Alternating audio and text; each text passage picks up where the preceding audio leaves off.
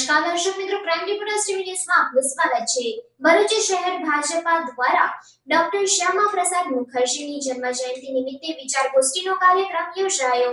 ભરૂચ શહેર ભારતીય જનતા પાર્ટી દ્વારા ડોક્ટર શ્યામા પ્રસાદ મુખર્જીની જન્મ જયંતિ નિમિત્તે વિચાર ગોષ્ઠીના કાર્યક્રમનું આયોજન કરવામાં આવ્યું હતું। ભરૂચના નિર્મળ ગંગા હોલ ખાતે યોજાયેલ કાર્યક્રમનો દીપ પ્રાગટ્ય દ્વારા પ્રારંભ કરવામાં આવ્યો હતો। આ પ્રસંગે રાજ્યસભાના પૂર્વ સાંસદ ભરતસિંહ પરમાર, ભરૂચના ધારાસભ્ય રમેશ મિસ્ત્રી, ભરૂચ જિલ્લા ભાજપના પ્રમુખ મારુતિસિંહ અટોદરિયા, જિલ્લા ભાજપના ઉપપ્રમુખ દિવ્યેશ પટેલ, ભરૂચ શહેર ભાજપના પ્રમુખ પ્રકાશ પટેલ, નગરપાલિકા પ્રમુખ વિભૂતિ યાદવ સહિતના આગેવાનો ઉપસ્થિત રહ્યા હતા। ડોક્ટર શ્યામા પ્રસાદ મુખર્જીએ પક્ષની સ્થાપના અને એ માટે આપેલ બલિદાન અંગે આ ગોષ્ઠીમાં વિસ્તૃત ચર્ચા કરવામાં આવી હતી, જેનો મોટી સંખ્યામાં કાર્યકરોએ લાભ લીધો હતો।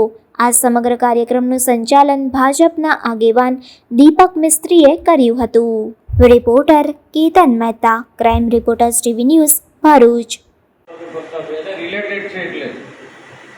कबीरा हम आए संसार में जग हसे हम रोए।